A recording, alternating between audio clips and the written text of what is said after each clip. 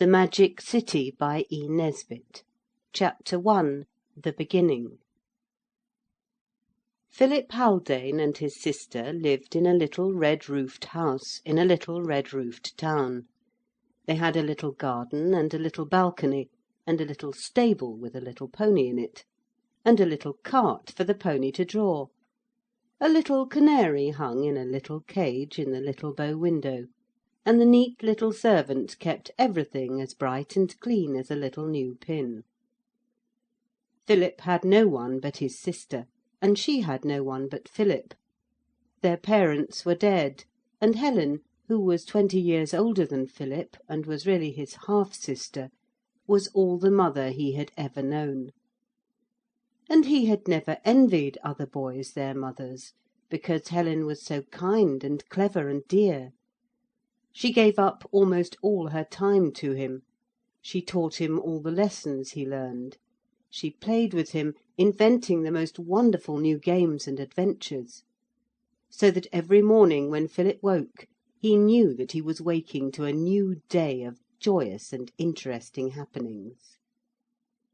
And this went on till Philip was 10 years old, and he had no least shadow of a doubt that it would go on for ever. The beginning of the change came one day when he and Helen had gone for a picnic to the wood where the waterfall was, and as they were driving back behind the stout old pony, who was so good and quiet that Philip was allowed to drive it. They were coming up the last lane before the turning where their house was, and Helen said, "To-morrow we'll weed the aster bed and have tea in the garden." "Jolly," said Philip. And they turned the corner and came in sight of their white little garden gate. And a man was coming out of it. A man who was not one of the friends they both knew. He turned and came to meet them. Helen put her hand on the reins, a thing which she had always taught Philip was never done, and the pony stopped.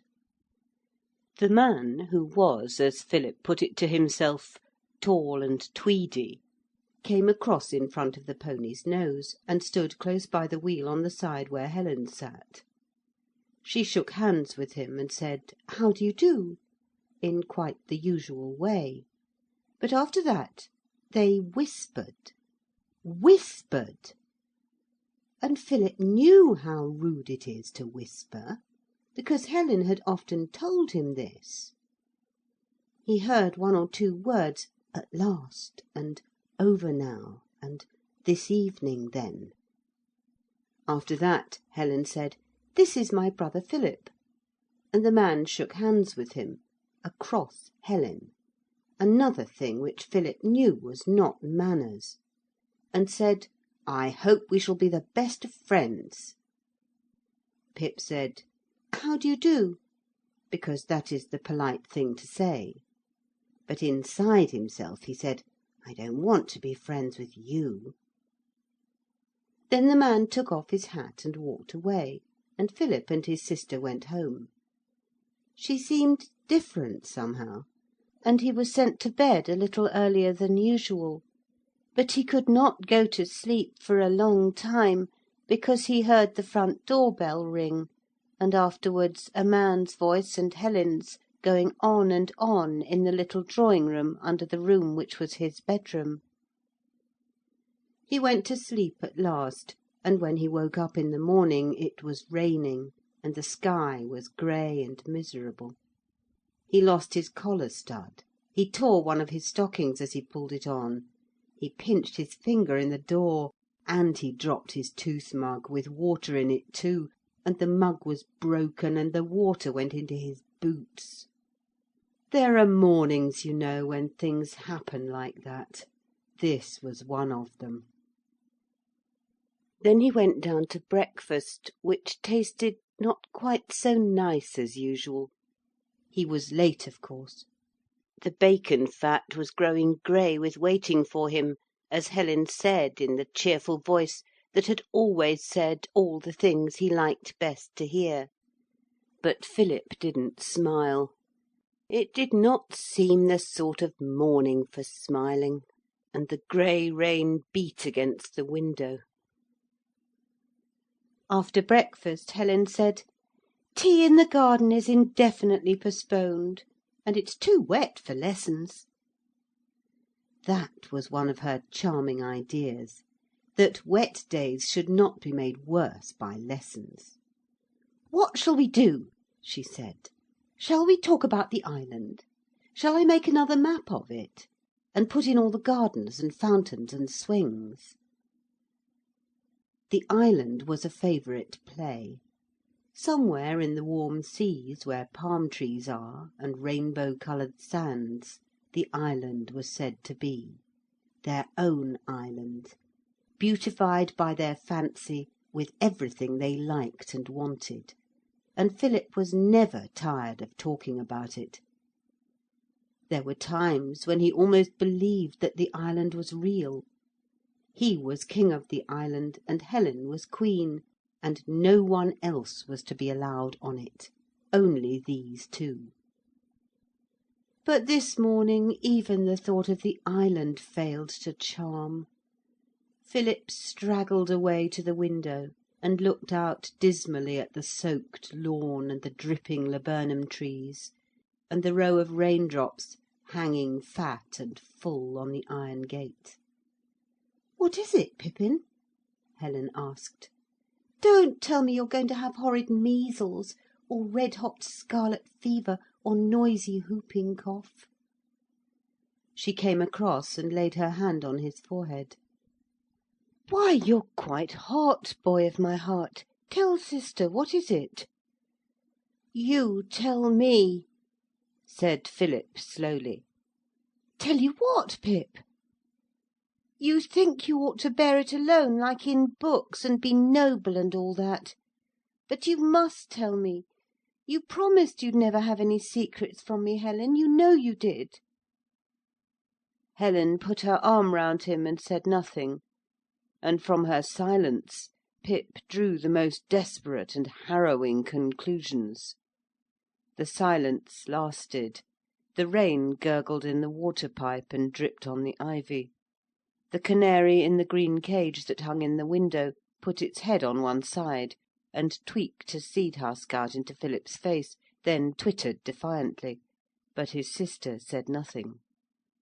"Don't!" said Philip suddenly. "Don't break it to me. Tell me straight out." "Tell you what?" she said again. "What is it?" he said. "I know how these unforetold misfortunes happen. Some one always comes, and then it's broken to the family." "What is?" she asked. "The misfortune," said Philip breathlessly. "Oh, Helen, I'm not a baby. Do tell me. Have we lost our money in a burst bank, or is the landlord going to put bailiffs into our furniture, or are we going to be falsely accused about forgery or being burglars?" All the books Philip had ever read worked together in his mind to produce these melancholy suggestions. Helen laughed, and instantly felt a stiffening withdrawal of her brother from her arm. "No, no, my Pippin dear," she made haste to say. "Nothing horrid like that has happened." "Then what is it?" he asked, with a growing impatience that felt like a wolf gnawing inside him. "I didn't want to tell you all in a hurry like this," she said anxiously. "But don't you worry, my boy of boys. It's something that makes me very happy. I hope it will you too." He swung round in the circling of her arm and looked at her with sudden ecstasy. "Oh, Helen dear, I know. Some one has left you £100,000 a year, some one you once opened a railway carriage door for, and now I can have a pony of my very own to ride, can't I?" "Yes," said Helen slowly, "you can have a pony, but nobody's left me anything. Look here, my Pippin," she added very quickly, "don't ask any more questions. I'll tell you. When I was quite little like you, I had a dear friend I used to play with all day long. And when we grew up we were friends still. He lived quite near us.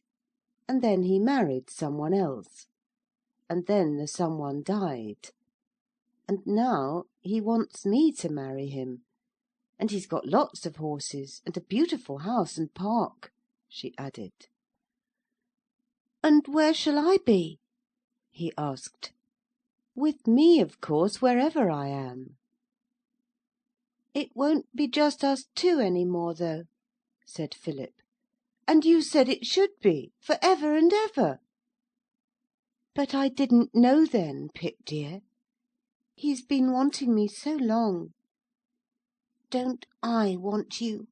said Pip to himself. 'And he's got a little girl that you'll like so to play with,' she went on. 'Her name's Lucy, and she's just a year younger than you, and you'll be the greatest friends with her, and you'll both have ponies to ride, and—' 'I hate her!' cried Philip very loud. 'And I hate him, and I hate their beastly ponies, and I hate you!' And with these dreadful words he flung off her arm and rushed out of the room, banging the door after him on purpose. Well, she found him in the boot cupboard, among the gaiters and goloshes and cricket stumps and old rackets, and they kissed and cried and hugged each other, and he said he was sorry he had been naughty. But in his heart that was the only thing he was sorry for. He was sorry that he had made Helen unhappy. He still hated that man, and most of all he hated Lucy. He had to be polite to that man. His sister was very fond of that man, and this made Philip hate him still more, while at the same time it made him careful not to show how he hated him. Also it made him feel that hating that man was not quite fair to his sister, whom he loved. But there were no feelings of that kind to come in the way of the detestation he felt for Lucy. Helen had told him that Lucy had fair hair and wore it in 2 plaits, and he pictured her to himself as a fat, stumpy little girl, exactly like the little girl in the story of the sugar bread, in the old oblong shock-headed Peter book that had belonged to Helen when she was little. Helen was quite happy. She divided her love between the boy she loved and the man she was going to marry, and she believed that they were both as happy as she was. The man, whose name was Peter Graham, was happy enough. The boy, who was Philip, was amused, for she kept him so, but under the amusement he was miserable. And the wedding day came and went, and Philip travelled on a very hot afternoon by strange trains and a strange carriage to a strange house, where he was welcomed by a strange nurse and Lucy. 'You won't mind going to stay at Peter's beautiful house without me, will you, dear?' Helen had asked. 'Every one will be kind to you, and you'll have Lucy to play with.' And Philip said he didn't mind. What else could he say without being naughty and making Helen cry again? Lucy was not a bit like the sugar-bread child. She had fair hair, it is true, and it was plaited in 2 braids, but they were very long and straight. She herself was long and lean, and had a freckled face and bright, jolly eyes. 'I'm so glad you've come,' she said, meeting him on the steps of the most beautiful house he had ever seen.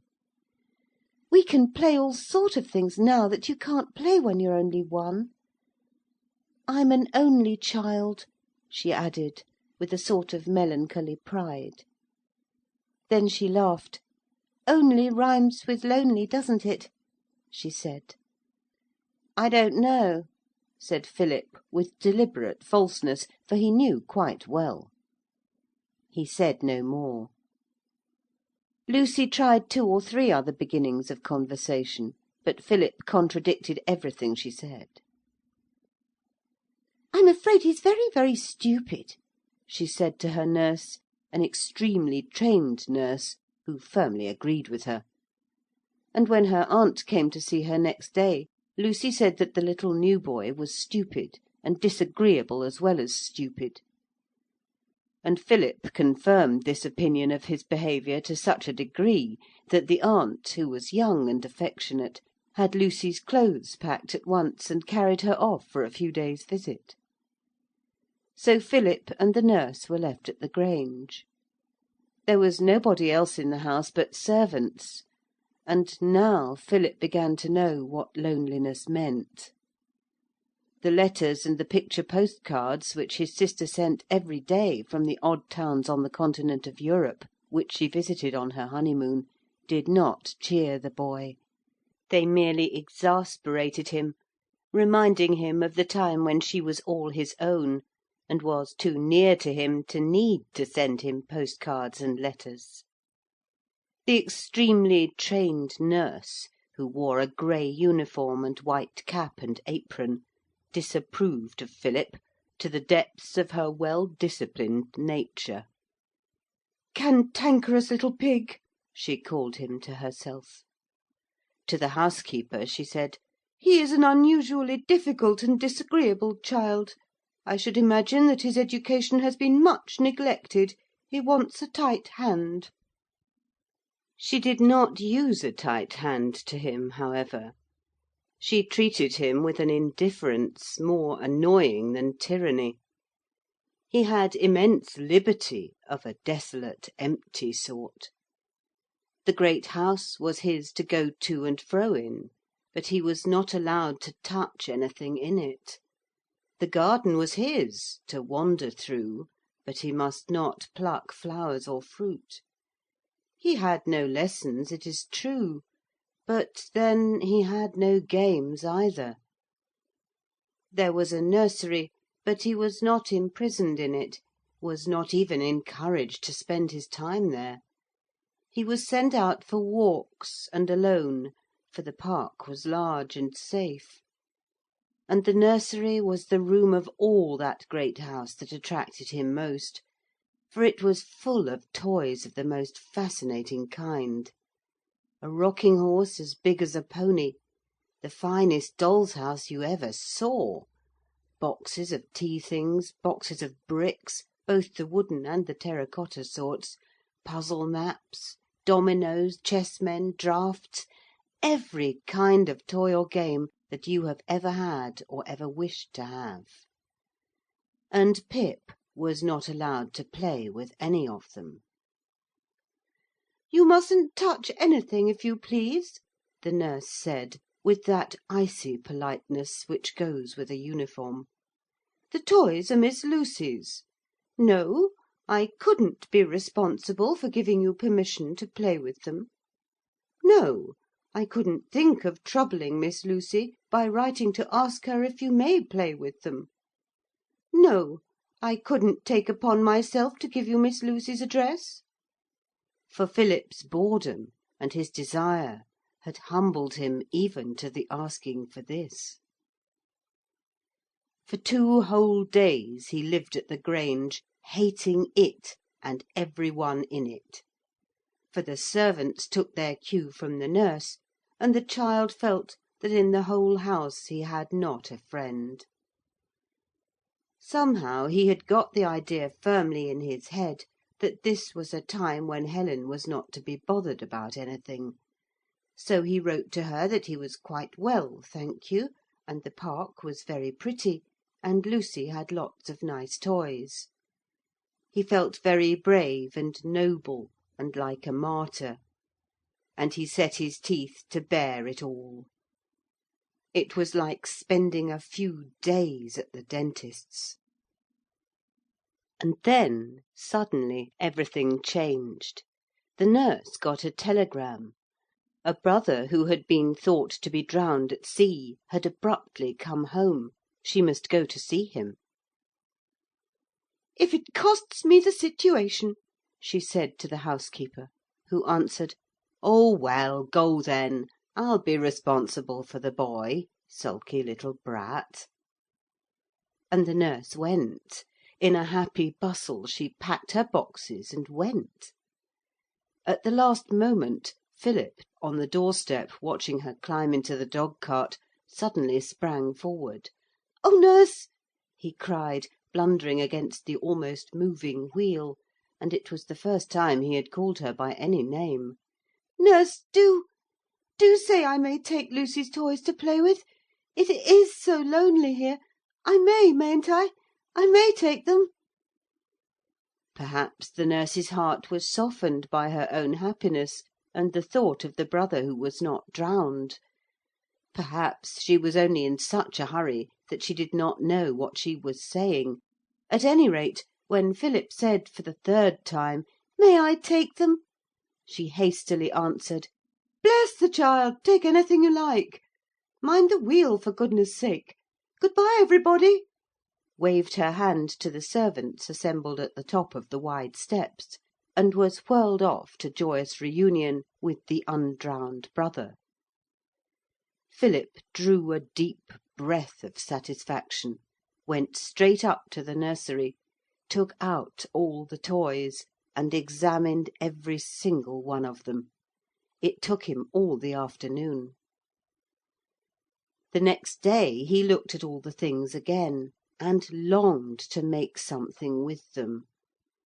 He was accustomed to the joy that comes of making things. He and Helen had built many a city for the dream island out of his own 2 boxes of bricks and certain other things in the house. Her Japanese cabinet, the dominoes and chessmen, cardboard boxes, books, the lids of kettles and teapots. But they had never had enough bricks. Lucy had enough bricks for anything. He began to build a city on the nursery table. But to build with bricks alone is poor work when you have been used to building with all sorts of other things. "It looks like a factory," said Philip discontentedly. He swept the building down and replaced the bricks in their different boxes. "There must be something downstairs that would come in useful," he told himself. And she did say, "Take what you like." By armfuls, 2 and 3 at a time, he carried down the boxes of bricks and the boxes of blocks, the draughts, the chessmen, and the box of dominoes. He took them into the long drawing room where the crystal chandeliers were, and the chairs covered in brown holland, and the many long light windows, and the cabinets and tables covered with the most interesting things. He cleared a big writing table of such useless and unimportant objects as blotting pad, silver inkstand, and red-backed books, and there was a clear space for his city. He began to build.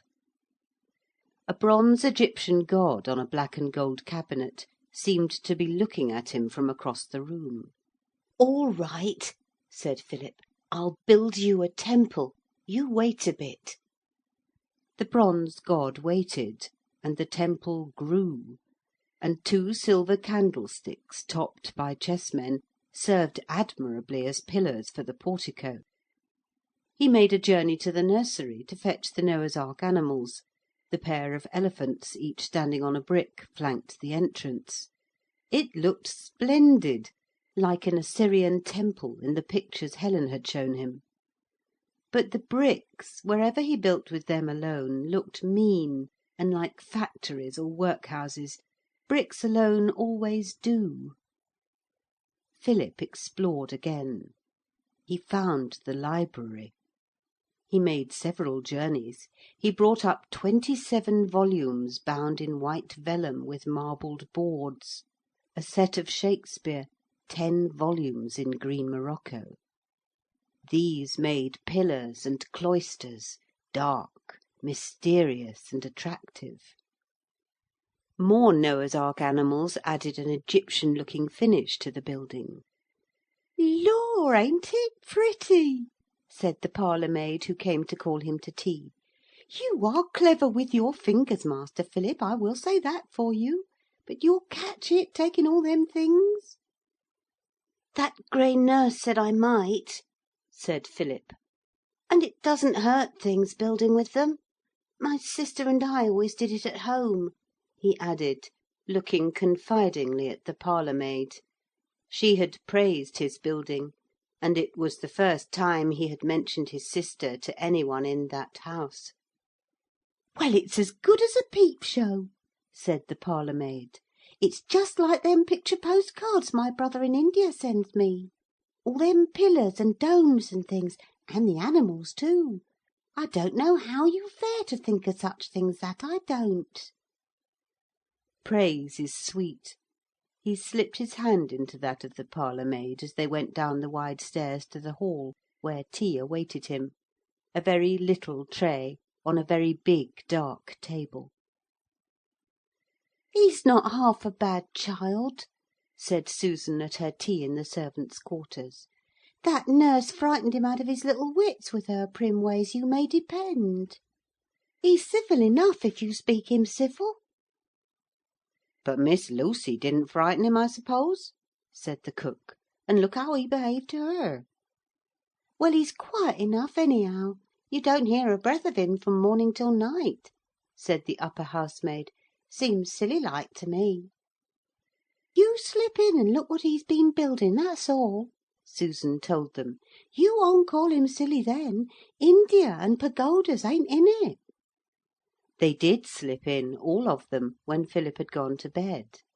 The building had progressed, though it was not finished. "I shan't touch a thing," said Susan. "Let him have it to play with to morrow. We'll clear it all away before that nurse comes back with her caps and her collars and her stuck-up cheek." So next day Philip went on with his building. He put everything you can think of into it: the dominoes and the domino box, bricks and books, cotton reels that he begged from Susan, and a collar box and some cake tins contributed by the cook. He made steps of the dominoes and a terrace of the domino box.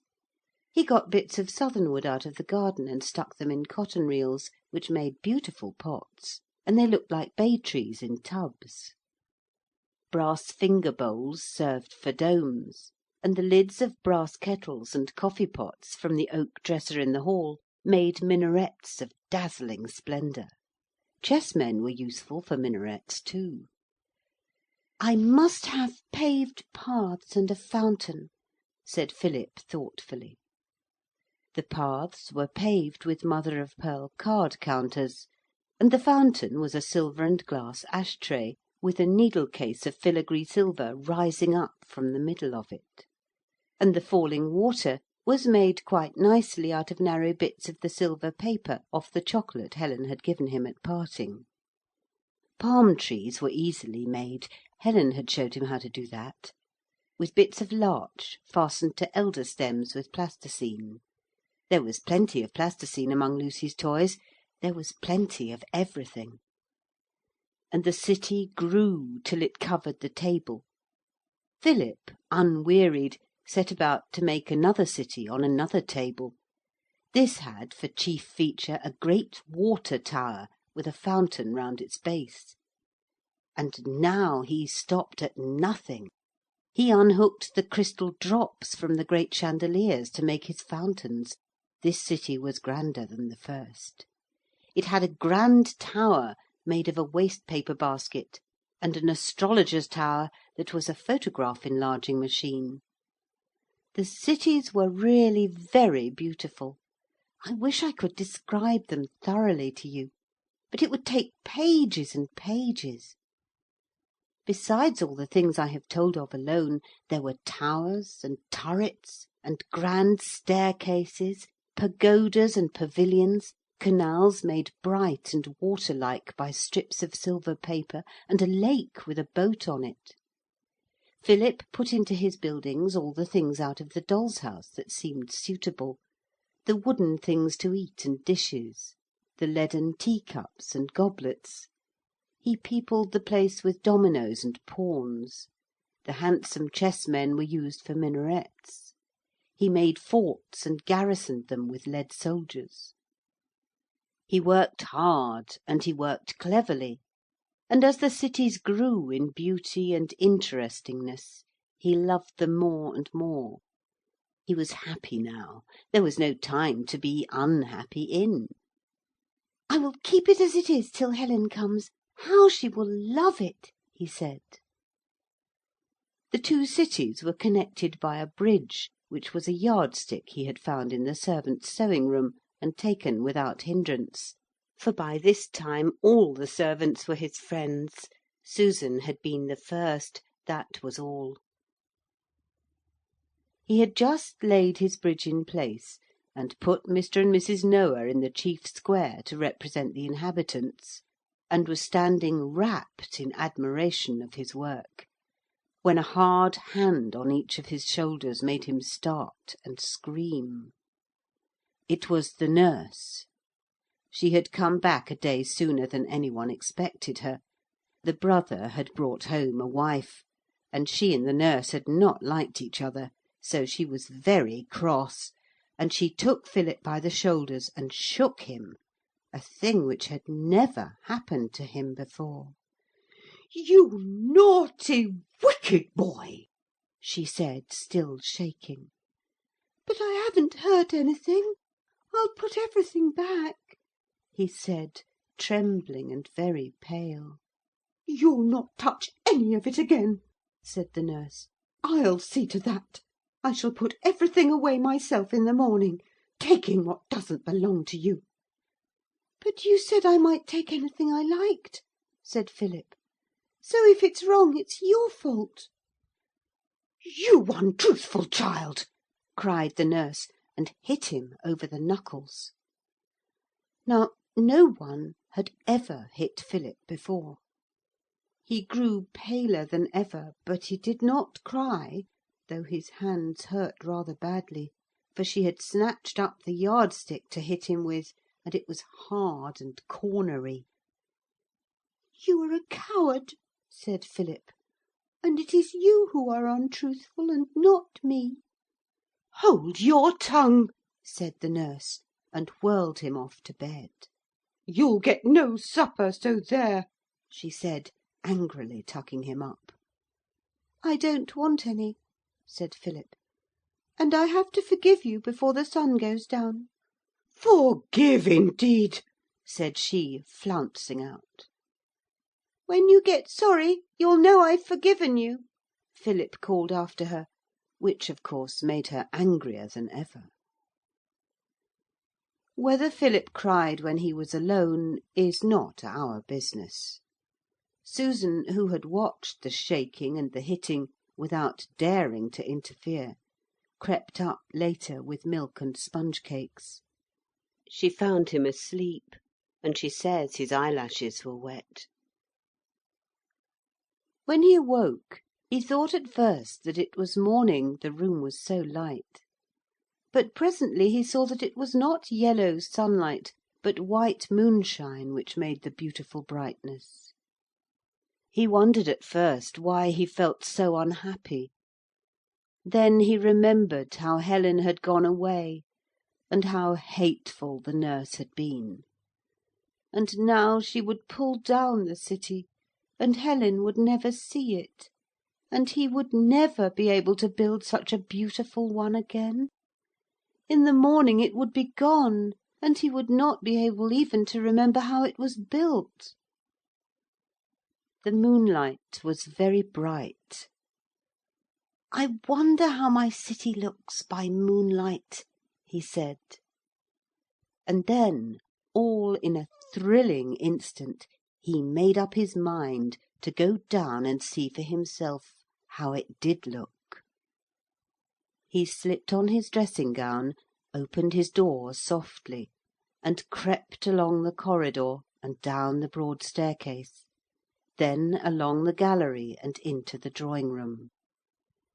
It was very dark, but he felt his way to a window and undid the shutter, and there lay his city, flooded with moonlight, just as he had imagined it.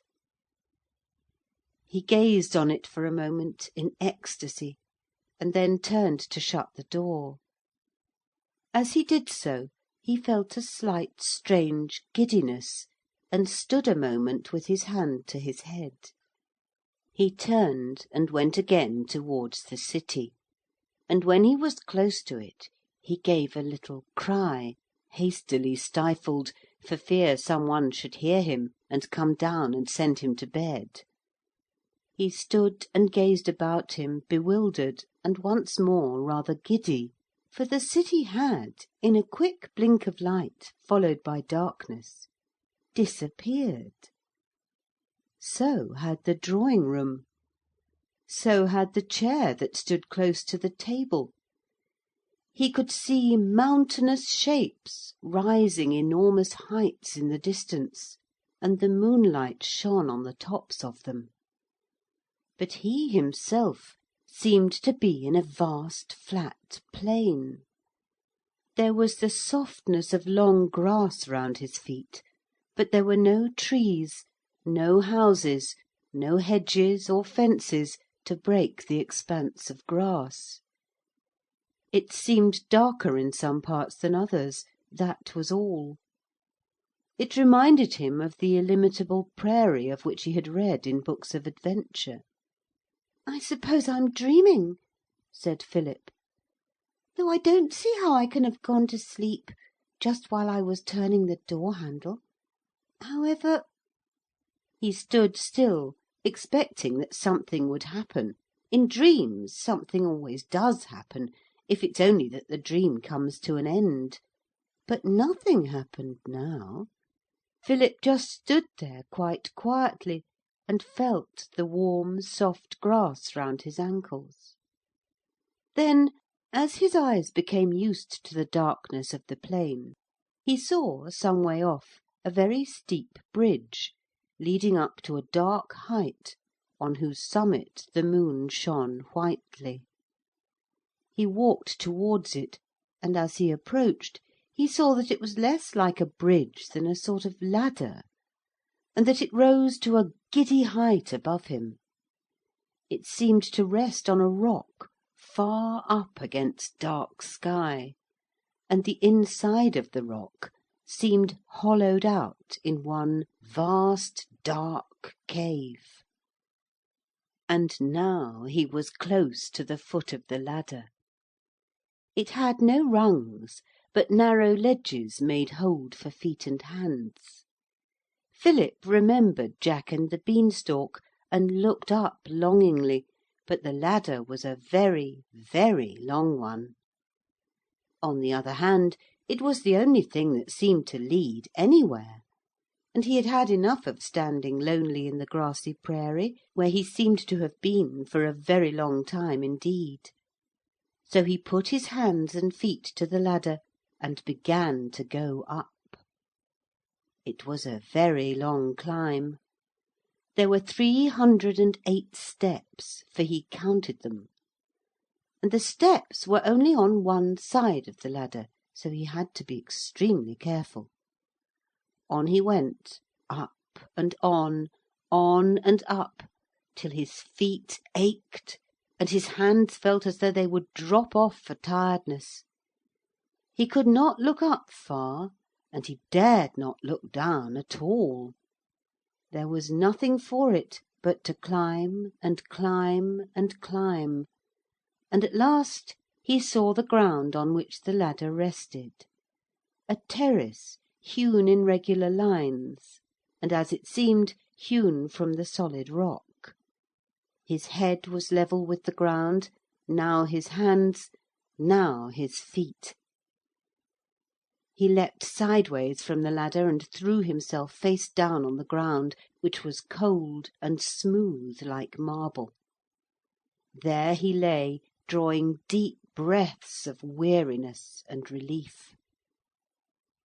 There was a great silence all about, which rested and soothed, and presently he rose and looked around him.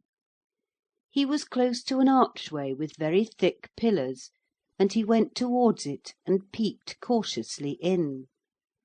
It seemed to be a great gate leading to an open space, and beyond it he could see dim piles that looked like churches and houses. But all was deserted. The moonlight and he had the place, whatever it was, to themselves.